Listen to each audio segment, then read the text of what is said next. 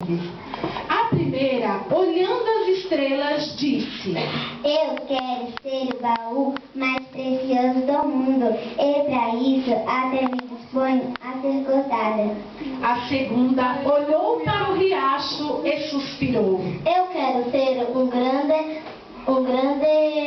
navio para transportar reis e rainhas. A terceira árvore olhou o vale e disse: Quero ficar aqui, no alto da montanha, e crescer tanto que as pessoas, ao olharem para mim, levantem seus olhos e pensem em Deus. Muitos anos se passaram. E certo dia vieram 3 lenhadores pouco ecológicos e cortaram as 3 árvores, todas ansiosas em serem transformadas naquilo que sonhavam.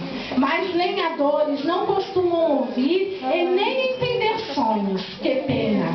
A primeira árvore acabou sendo transformada num coxo de animais, coberto de feno.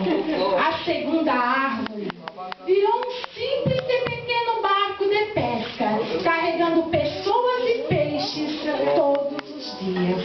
E a terceira árvore, mesmo sonhando em ficar no alto da montanha, acabou cortada em grossas vigas e colocada de um lado num depósito.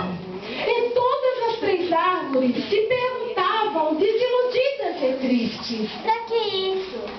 Mas, numa certa noite, cheia de luz e de estrelas, onde havia 1000 melodias no ar, uma jovem mulher colocou seu neném nascido naquele coxo de animais.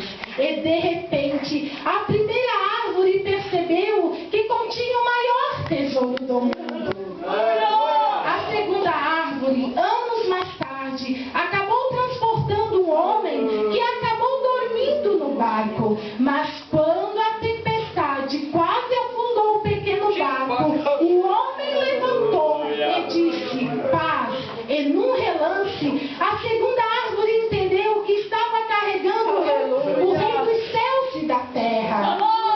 Tempo mais tarde, numa sexta-feira, a terceira árvore espantou-se quando suas vigas foram unidas em forma de cruz.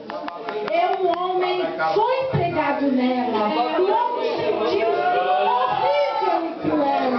Mas logo no domingo, o mundo vibrou de alegria. E a terceira árvore entendeu que nela havia sido pregado um homem para a salvação da humanidade. E que as pessoas sempre se lembrariam de Deus e de seu Filho Jesus Cristo ao olharem para ela.